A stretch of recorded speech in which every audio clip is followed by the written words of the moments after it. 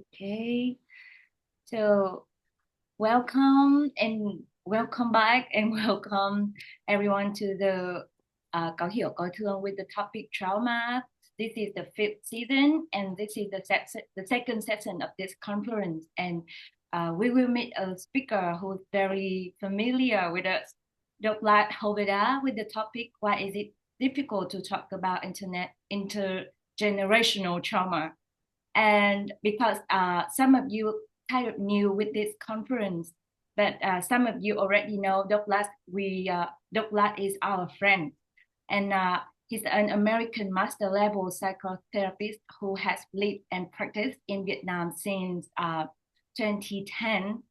So like kind of long time, and he's one of the founding members of the Hanoi Counseling Psychology group and serves as an international consultant for the Vietnam Psychotherapy Association. And he has authored a book entitled Living from the Inside Out, which was published in both English and Vietnamese. And he has presented on various topics, guided discussion, and mentored Vietnamese psychologists.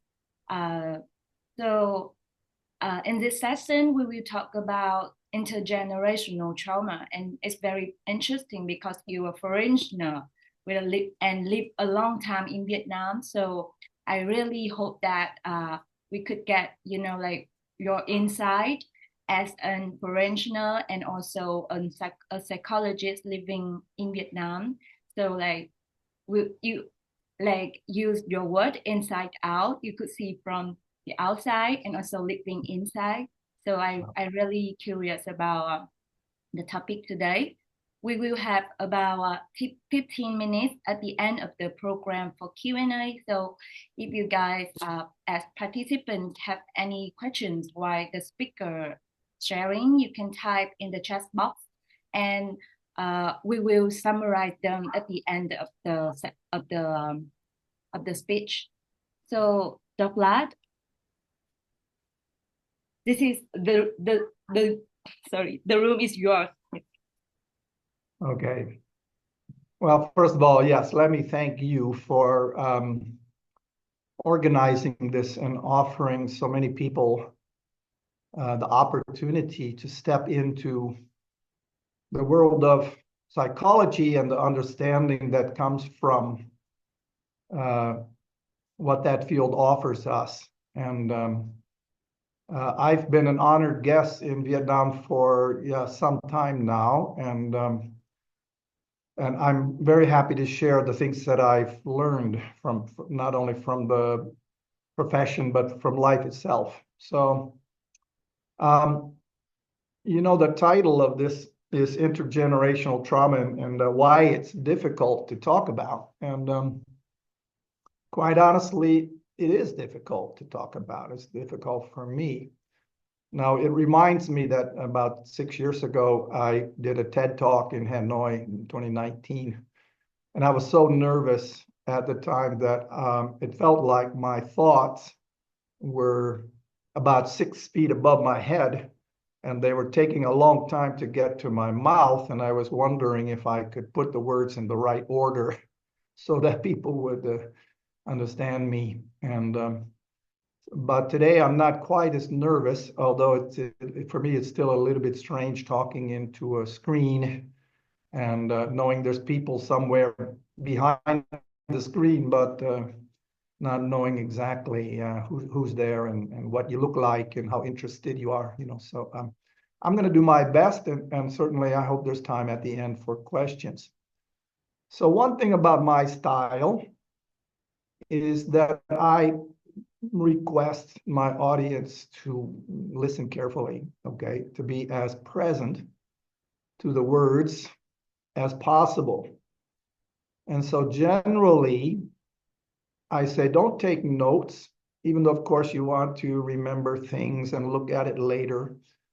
But in this case, I'm going to say don't take notes because I have notes that I can send you, okay? So at the end of the presentation, you can request by sending an email or a text to my assistant, and we will send you the notes from today's session. And so just try to be as present, as relaxed, and as open in your mind to the things that I'm going to say. So now let's put it on the table, okay? When we're talking about trauma, we're actually talking about facing the pain of existence, which is something that maybe we would rather not face. Okay, we would tend to want to avoid looking at what it is that has a tragic effect on being human. Tragedy is part of the human experience. As is in theater world, we say comedy, the joy of living and the pleasures of life. So we want to tend to look away from the pain and look towards the pleasure, but actually one of the ways to get to the deeper pleasure is to go through the pain, to face what it is that we might avoid. So today we're going to do some of that, okay? Now, the other thing that's very important for me is to understand that we put it into a broad perspective, okay? It's understanding what human beings do and how it is that we cope with what happens to us in life. So I quote a Carl Jung very often, who says, like a plant which from a seed becomes an oak tree, so humans become what we are meant to be, but we get stuck. And trauma is certainly one of the ways in which we get stuck. So the seed represents our potential. The oak tree represents the wholeness of that potential to be our whole true self. Okay, and the trauma represents the limitation that inhibits and distracts us from that journey to discover who we are in the biggest way. I'm going to read one more quote and then I'll go into my thing. This one is from someone called William James. He says, compared to what we ought to be, we're only half awake. The human individual thus lives far within his limits. He possesses powers of various sorts which he habitually fails to use.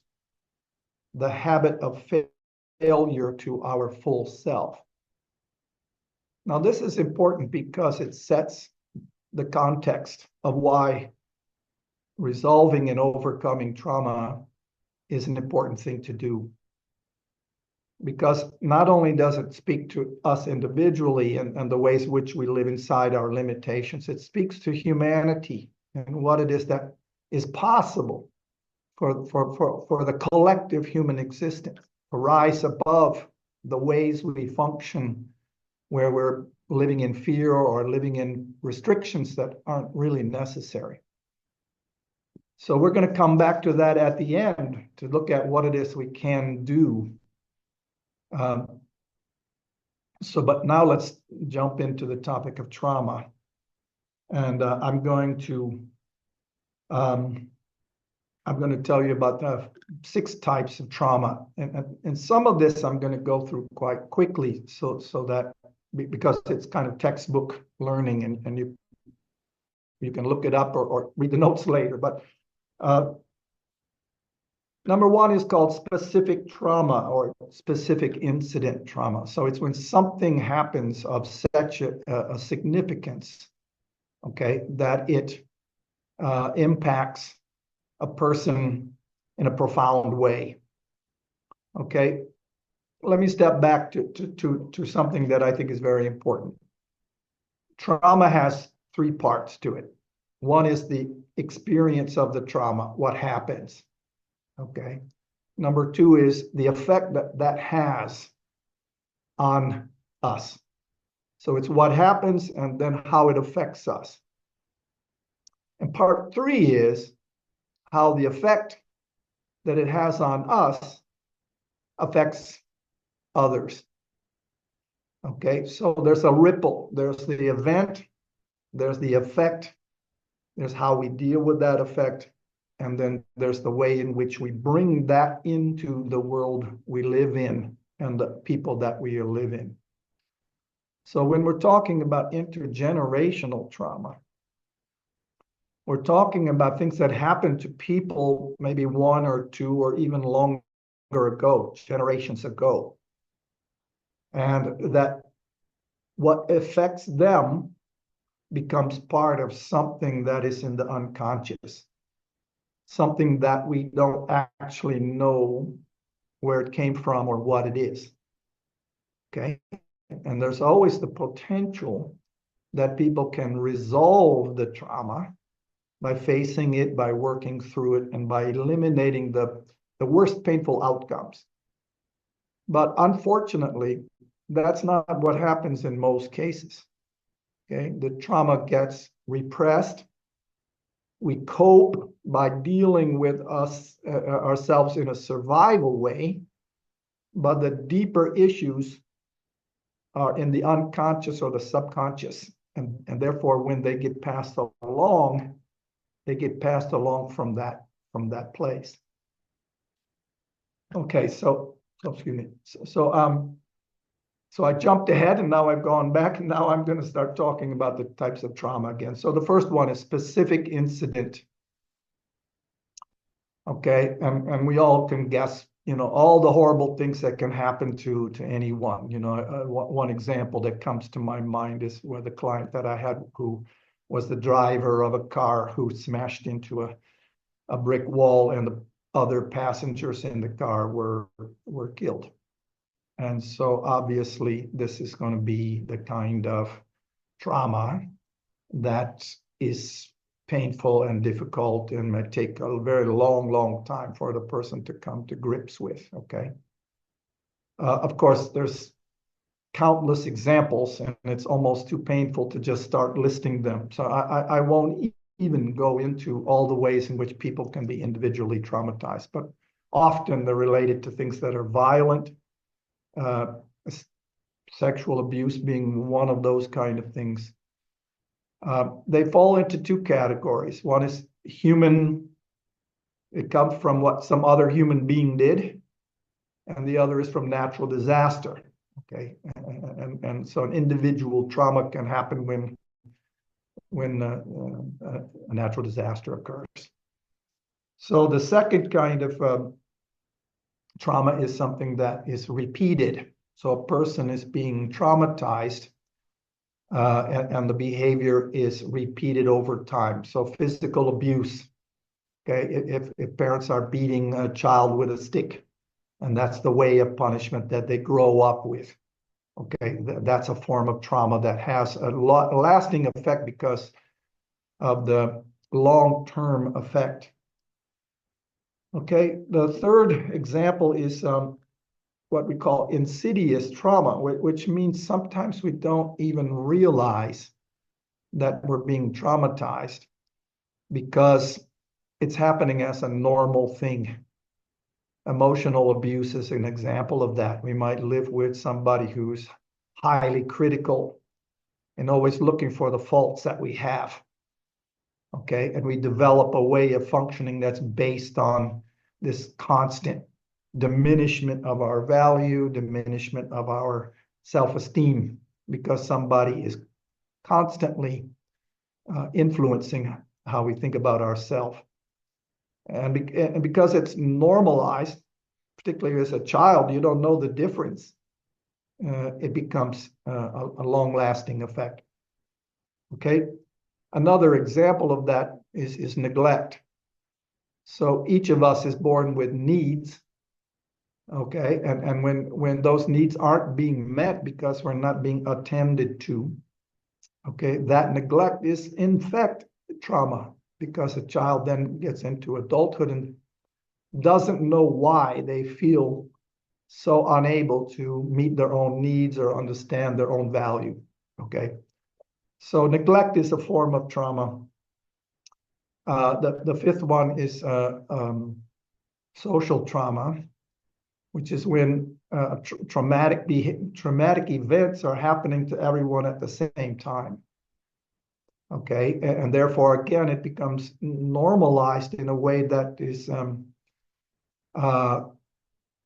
not able to see what else there might be or could be. Okay, whereas an individual trauma happens to a person and they realize, oh, that's me, but everyone else is kind of okay. But when we're in social conditions that are traumatizing, like war or famine or displacement, okay, then it becomes the kind of normal way of living, at least for a period of time. Okay, and the last one is called vicarious trauma. Okay, and this gets a little bit closer to the notion of intergenerational, because it means that we're not the person being traumatized, but we're the person who's affected because of the person who's been traumatized. Okay, now a lot of times people ask me as a therapist, don't you feel horrible all the time because you're dealing with people's pain and their depression, their anxiety, their traumas? And it's very important that psychotherapists understand that danger or that risk, okay? Because there is a heaviness to the kinds of things that we come to know and understand. And I think for me that I had to learn early on that the tragic in life is a truth. Okay, the tragic is part of life. The traumas do happen. I remember I was working with adults who were survivors of childhood sexual abuse. And in the beginning, I was so angry and so upset that people could do this to children, you know, to take the naivety and the innocence of a child and to exploit that. And it forced me to come to grips with the fact that that is a truth that does occur.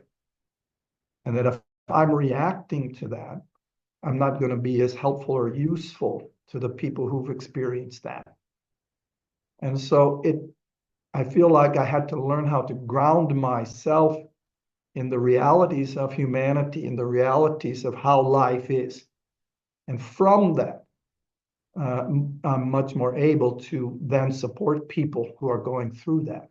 Okay, so that's vicarious trauma. And it's very relevant because when we look at what it is that we might be feeling based on the experiences of those who are a generation or even 2 or 3 generations prior to us, we could think of it that way, that we're feeling that effect.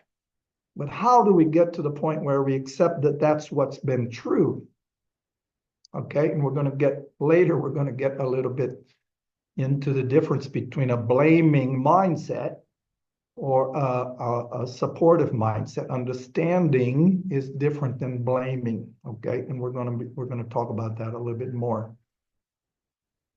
So just again to kind of speed through some of this, the effects of being traumatized generally, especially with the more event or specific type of traumatization, is that people go into a very helpful survival mode.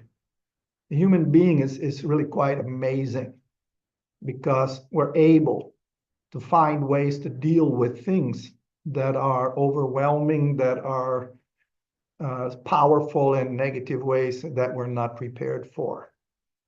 So the fact that we can go into survival mode and cope with something is really a very positive thing.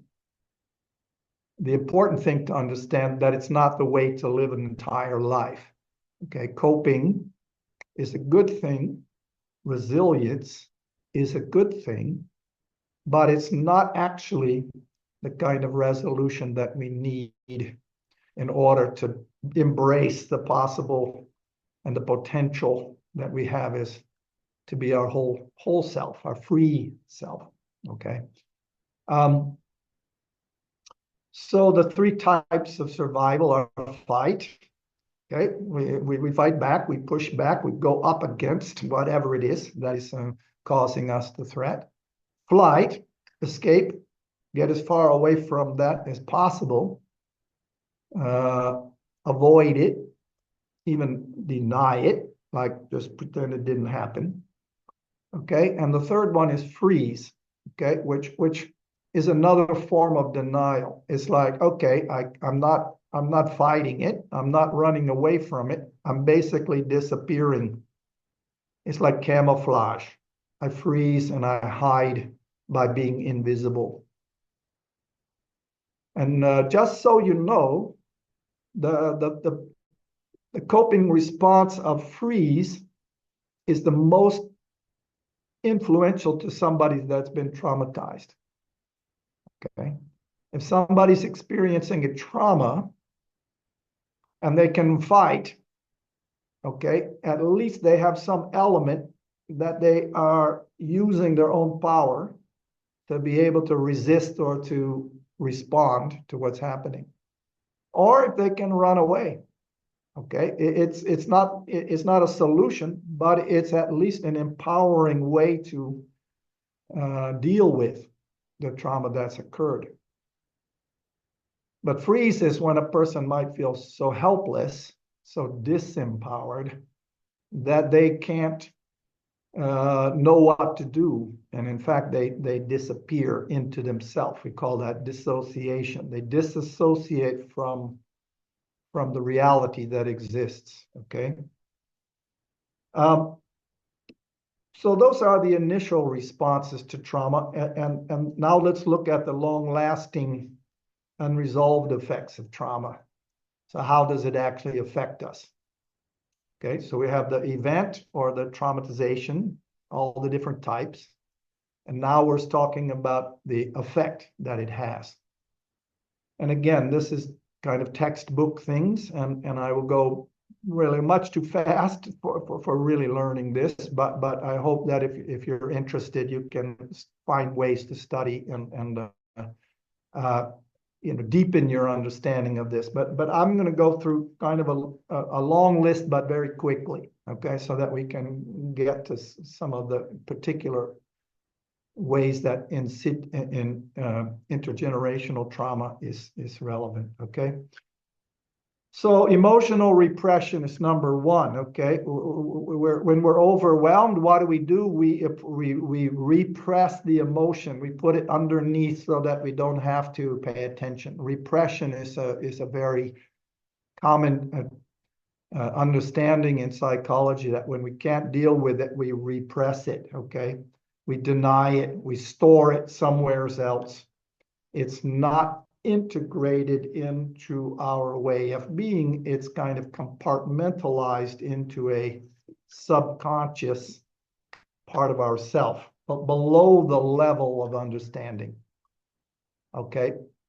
Now it's important to see that we do that individually, but it's also happened collectively. Okay, that there's a subconscious, or we could say unconscious part that is unique to each of us, but we're also part of a collective unconscious. Okay, this is a Jungian term, by the way. It means that society also puts things into the unconscious and the ways in which it deals with things. Okay, and that unconscious influences how it is we function in the world. So I already mentioned number two, which is dissociation. Dissociation means I blank out. I'm not present. I go empty. And that's my way of coping with what's happened to me, okay? The third way is a flashback. So it's almost the opposite of dissociation. A flashback is when we have memories of what happened to us, okay? Sometimes people wake up in the night and they're upset and their mind is already in the past, reliving or re-experiencing the feelings and the fears and all of what it was that represented that trauma. So once we start looking at the three parts of our inner life: emotion, thinking and body, we can look at something happening in each area. People who've been traumatized are carrying a lot of emotional baggage. Okay, one of the things they're carrying is anxiety and sort of anxiety with fear connected.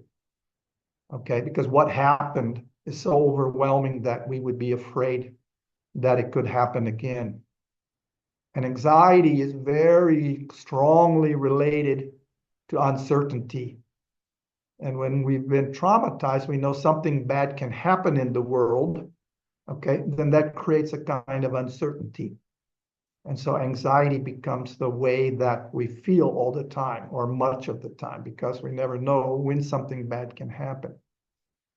Okay, and fear is connected to anxiety, but it's often more specific to the things we're afraid of.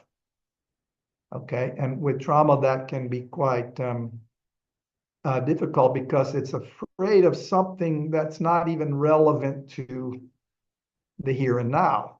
Okay, it can be a fear of something that lives in our imagination because it happened before. I'm going to use an example later to explain that a little bit more. Other emotions that are often a part of inner experience are anger. Okay, and by the way, anger is a way that we deal with fear because anger gives us a feeling of control. Okay, we can use our anger to give us a sense of control that we don't feel. Okay, and so sometimes it's very confusing with people that have been traumatized because we might not see their anger until suddenly it becomes very amplified and intense, and can be very scary because a person's dealing with their inner life by trying to control the world around them. Okay, and controlling is another element to somebody that's coping with having been traumatized, is that they have a tendency to want to control things, small and big.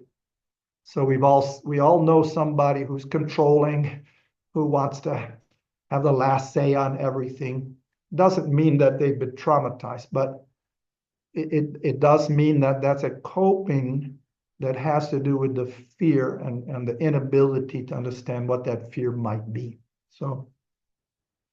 So that's the emotional part. And of course, there's a lot more there, and it's also very specific to the individual. So as a therapist, I'm not going to just assume, oh, there's anger or there's fear. I'm going to want to know what is the other set of emotions. Guilt and shame are easily part of that too. So let's go into the thought process.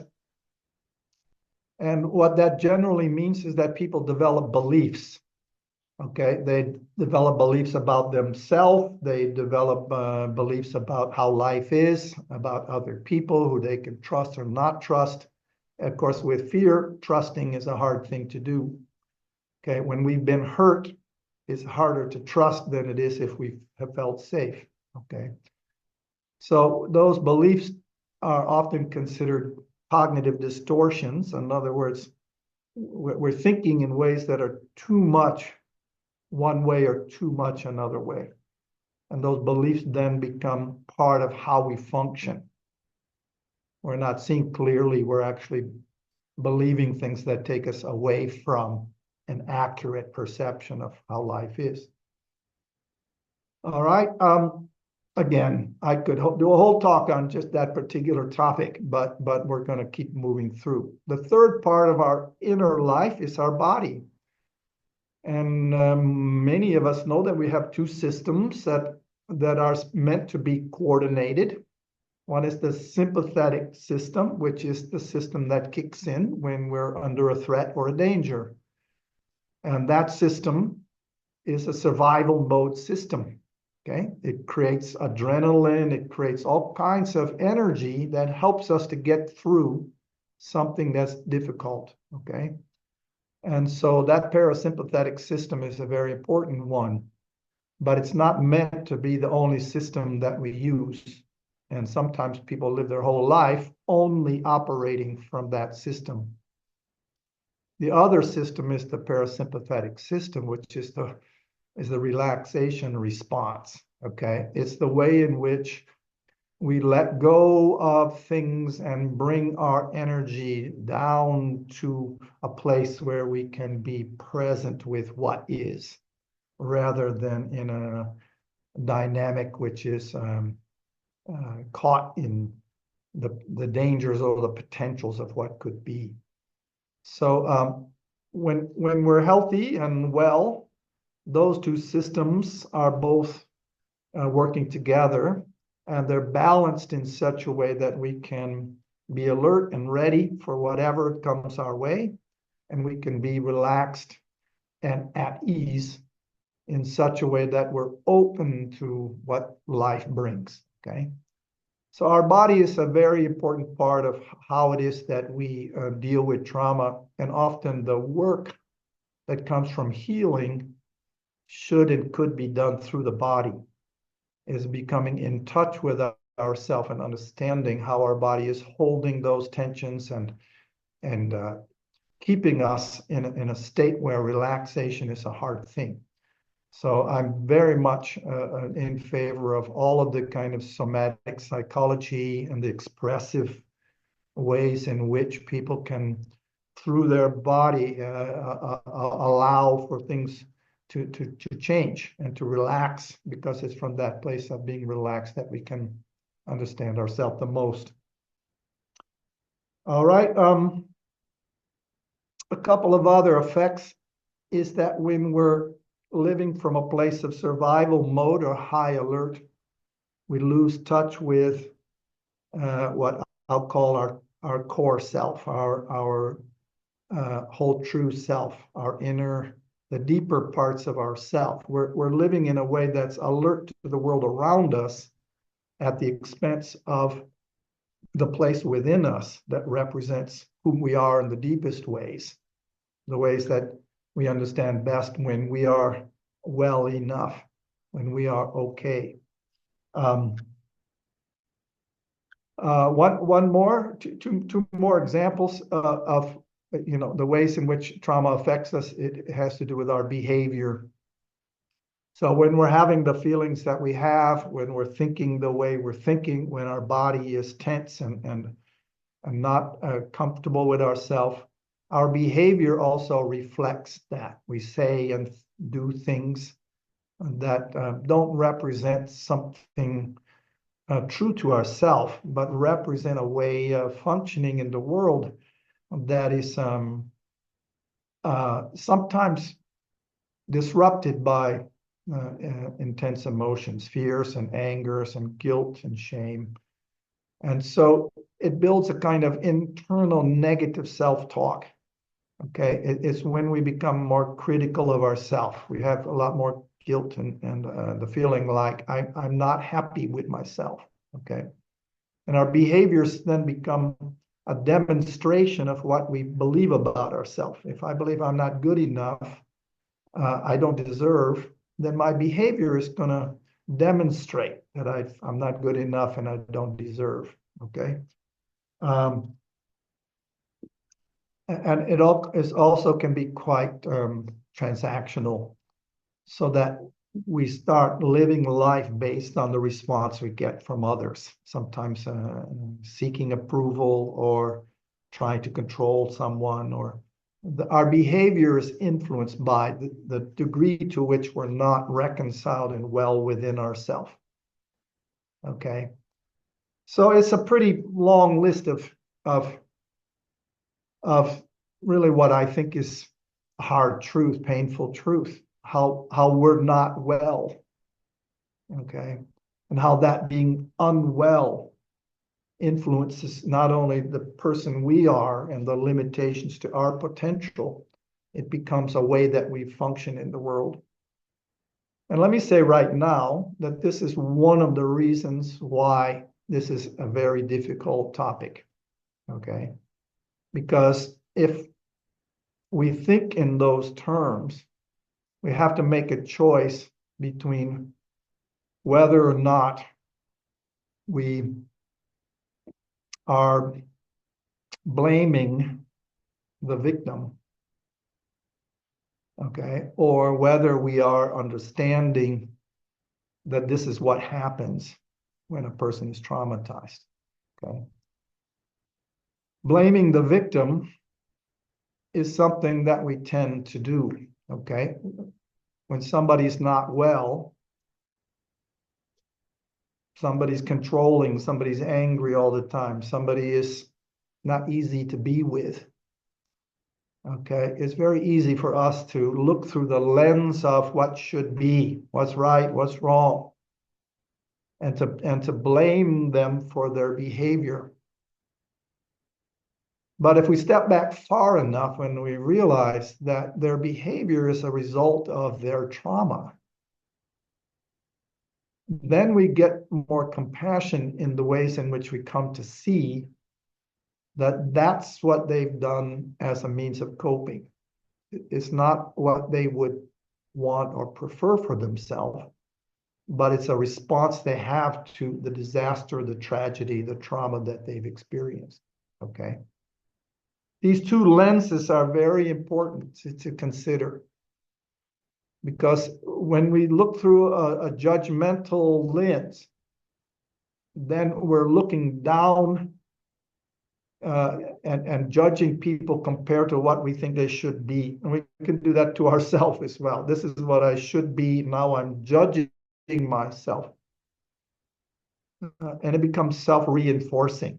Okay, we reduce our ability to accept our own value and our own worth based on the fact that we're human beings.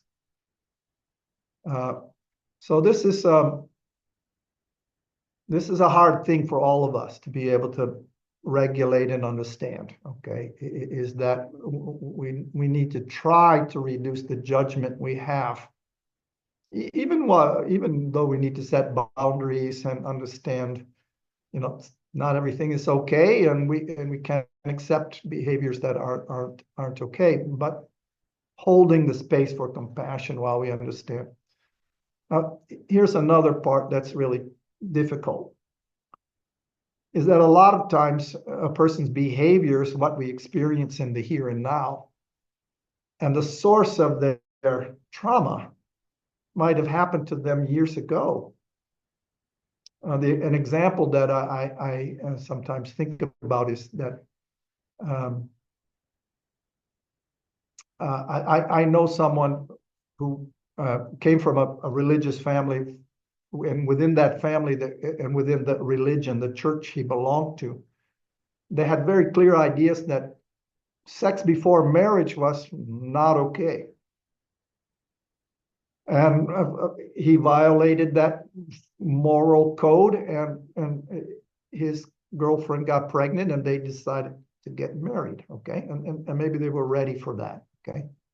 But what happened was he was brought before the church to face the pastor and the elders of the church, usually the older men, and they had to reprimand him, to tell him he disobeyed the laws of God and the expectation of the church. And he felt a very deep shame. He was shamed, humiliated, because he felt like he had failed the expectation of those around him. So that shame became a deep part of his experience.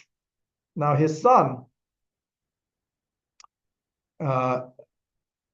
never knew the story of what happened, but felt the shame that came from the ways in which his father taught him or didn't teach him about sexuality, about relationship, about the things that are part of growing up from adolescence into adulthood. So the shame was passed along without a clear understanding of where it came from. And so these are the things about intergenerational trauma that become quite complex. We don't actually know the traumatic event or the things that might influence, but what we do is we feel some of what those limitations might represent. In this case, shame. So I'm looking at the clock, so I want to make sure I have enough time. So I'm going to give an example. Actually, I wrote down 5 different examples of traumas. Okay, and I'm going to share 2 with you, and because of the time, I'm going to kind of make it brief. One is what we would call a small t trauma. Bessel van der Kolk, the man who wrote the book Body Keeps the Score, uses this term, a small t. So it's a trauma, but it's not the same as a capital T, which is a trauma that is much more profound. So a small t trauma, here we go. A 12-year-old boy is at his friend's house playing after school, and he looks at the clock and goes, oh my gosh, I'm 15 minutes late. My strict father is going to be upset with me because I'm late for dinner. So he runs out the door, and he's running down the street, and a dog comes by and chases him and bites him on the leg, and he falls down. And the dog is quite aggressive, and he's trying to kick and fight away. He gets away from the dog, and the dog has bitten him, and he's hurt.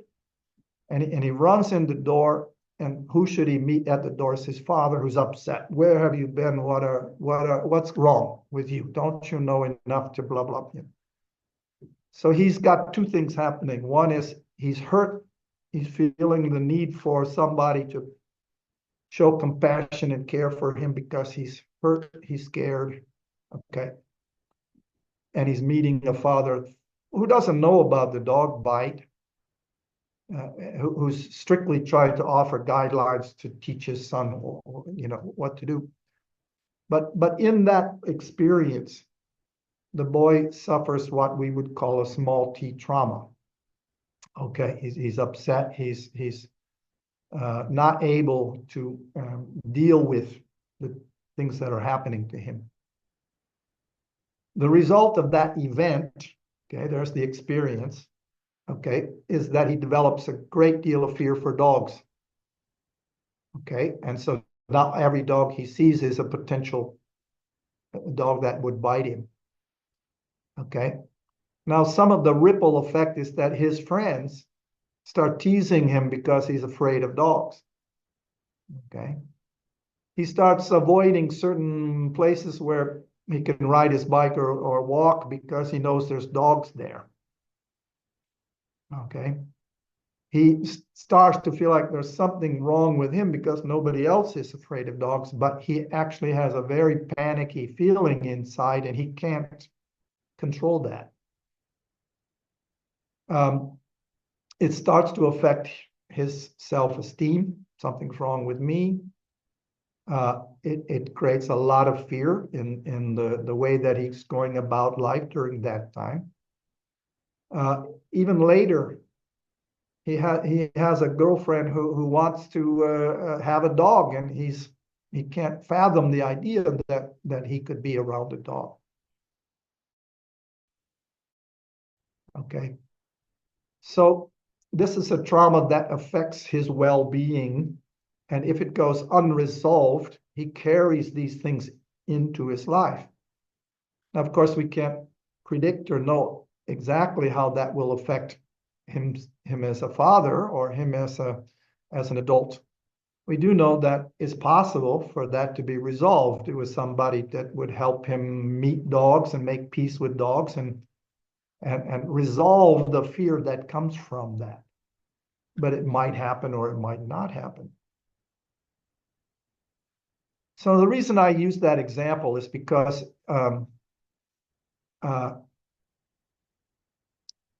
dealing with fears that aren't specific to the danger, okay, having a trauma that creates the idea that there's a danger, but then responding to all dogs, even all the dogs that aren't dangerous, from the position of that fear,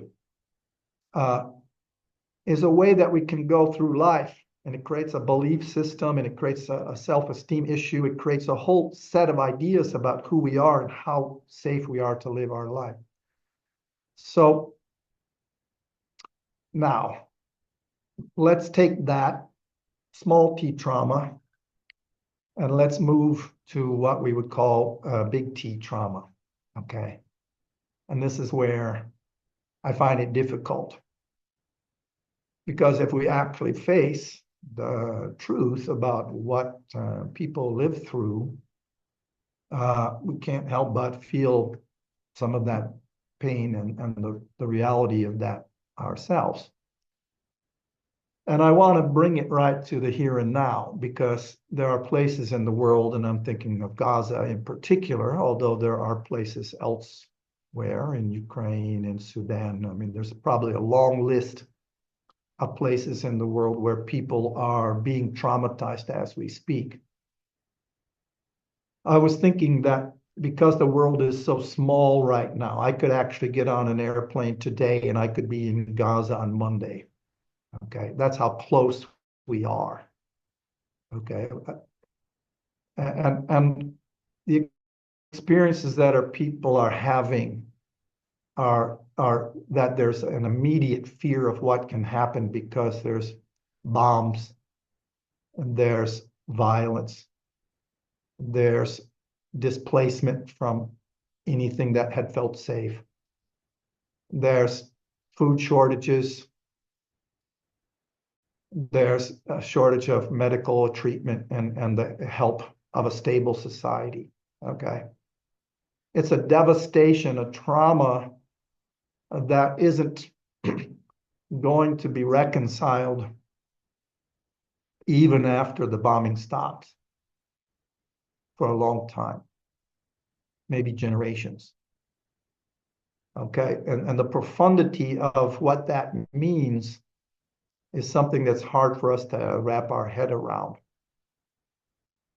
And when we think of it in terms of humanity and how humanity is still doing to ourselves and each other the kinds of things that represent the violence and the destruction and the denial of our oneness, the denial of the care that we need from each other in order to evolve into our collective higher selves.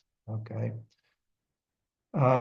this is really hard to reconcile, and maybe it kicks us into a level of understanding that says, what are we? What is humanity? What are we? What is this all about? Are we naturally evil? Are we? Is this what we do when we think of justice in terms of revenge, in terms of creating the harm towards others that we would feel justified in because we've been victimized by them? And again, this is where it gets really hard, because here's another truth we would rather not face, is that we know that when people have been victimized, and in this case, I'm thinking specifically of physical or sexual abuse, we know that those people are more likely to be abusers. Okay, this is a painful truth. I read some statistics, and certainly those are, accessible, but that 59% of people who physically abuse others, were abused themselves. The same things apply for men when it comes to sexual abuse. Almost all perpetrators, I should say almost, I don't know the numbers now, I used to, but have been sexually abused. And I know as when I was working with sexual abuse victims, how difficult it was for me one day when one of my clients, it was in a group session, revealed that while he had suffered sexual abuse throughout years of his childhood, when he was at the age of 19, he sexually abused a younger boy himself. So that line between victim and perpetrator, that line between those who've been hurt and the result of that hurt is one that's really difficult for us to reconcile. I might note that Bibi Netanyahu was a trauma victim. Okay, he was a witness to some of the extreme violence that occurred when he was younger and he lost his brother. So here we go. How it is that that gets passed forward. So this is what's difficult. Now I want to talk about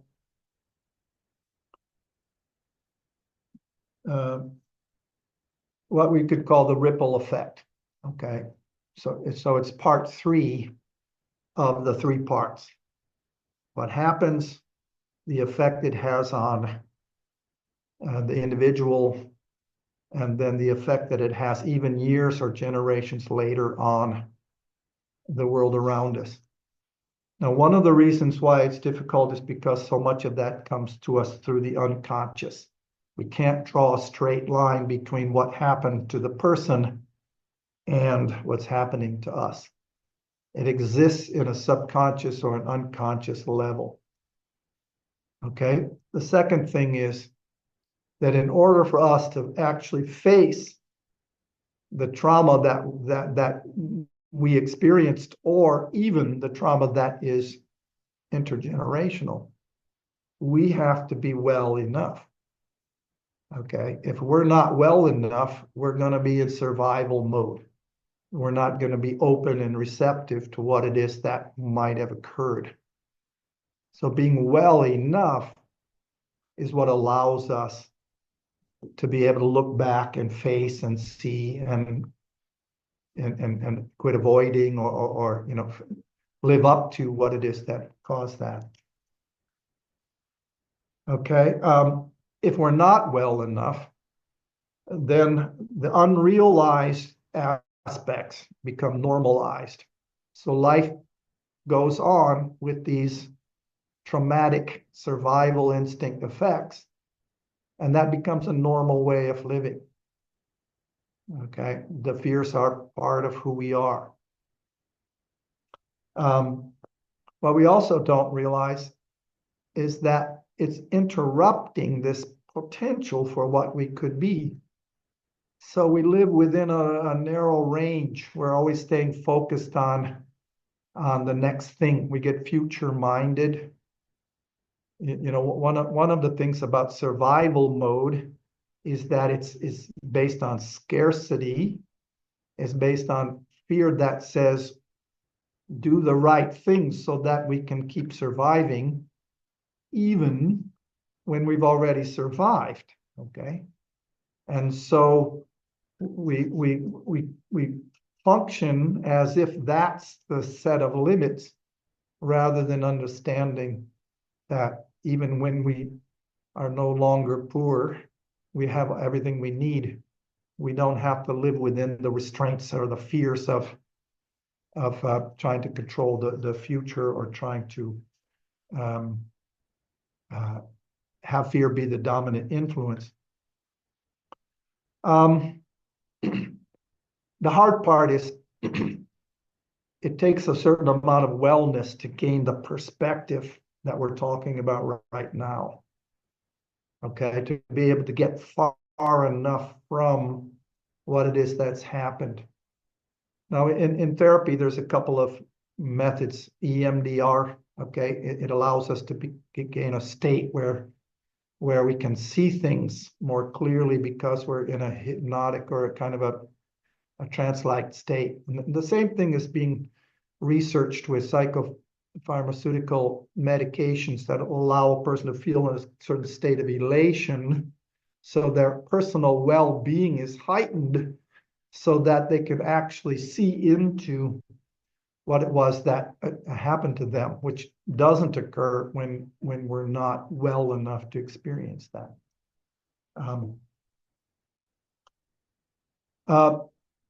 There's also a lot of resistance. Okay, well, there's a mantra: don't look back. It's better to keep going. facing the past is just bringing up the pain. Why would we do that? Okay.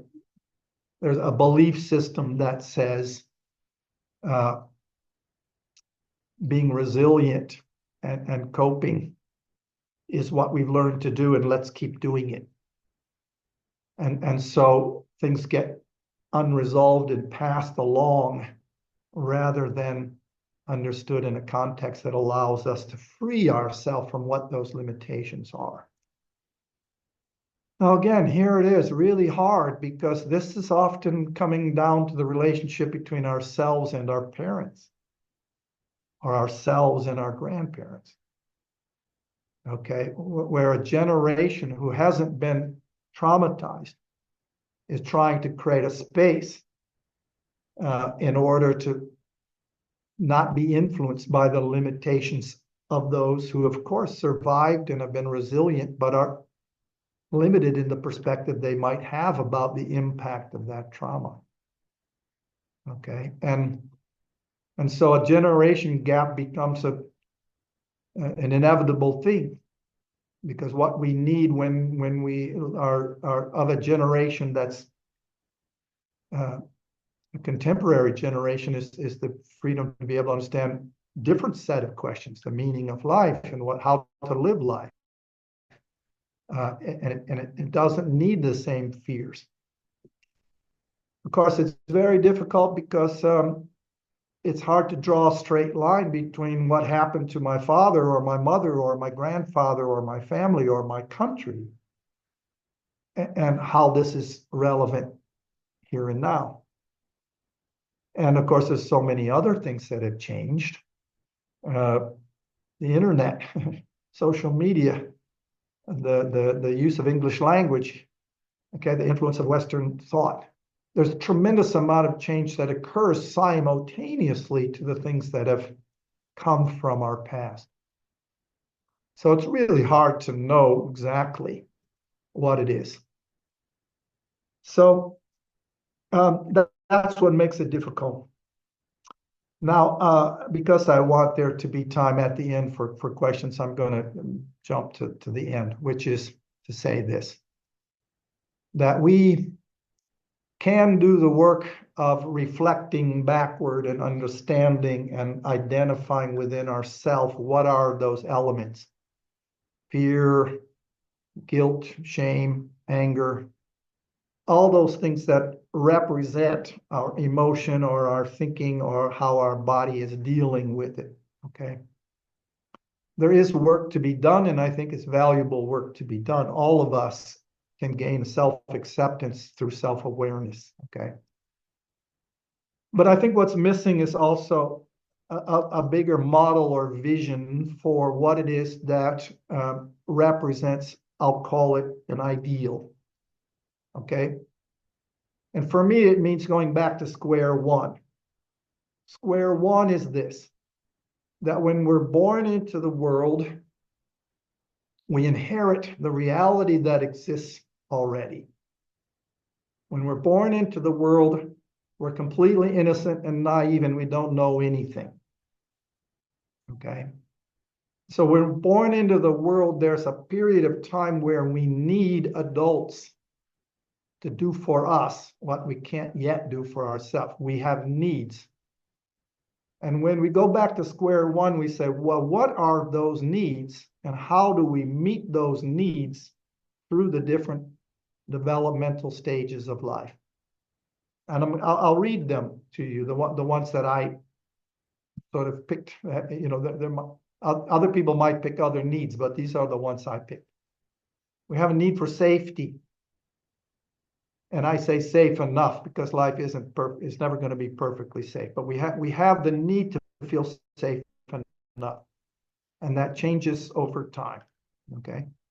We have the need for guidance. Okay. We're not born ready for adulthood. We need to be guided and structured and encouraged in ways that are systematic and congruent with the age we're in. Okay. We have the need for acceptance. Okay. To be accepted is the opposite of being rejected. And as human beings, We want nothing more to feel like we are part of, we belong, we're connected, we are approved of, we're included. And of course, we're afraid of all the opposites, to be excluded, to be rejected, to feel like we don't belong. So we're in that dynamic. But acceptance is a very important part of what we need. Nurturance. We need to be, especially as children, we need to be encouraged to nurture, to be taken care of, to be treated with care and compassion and empathy and understanding. Okay, we need to be seen. Not for the behavior or the image that we are, but for the essence of who we are, for the spirit that is the life inside of us. Okay? For the deeper sense of what it means to be human, not because I have this particular shape and form and I perform in this particular way, but because there's something alive in us that's living through us that represents our greater potential. We need to be autonomous. In other words, to take responsibility for and live the freedom of what this particular being can and is. This is the person I'm most responsible for, myself. My well-being is my responsibility. I set the boundaries and the limits, and I live from the inside out. And the last one is the discovery of life through play. Playing is how we learn to live. And of course, children play naturally, but I also believe that playing is the continuation of the experimentation that helps us to feel comfortable and free to be ourselves. And when we're safe and when all our other needs are met, play is a very natural part of who we are. And it's a need. It's how we live into and express what it is that's possible. So looks like I did a pretty good job staying on time. And I saw a bunch of things pop up, so there must be a few questions. And so I'll pause, take a drink, and listen to the first question and give it my best shot. Okay.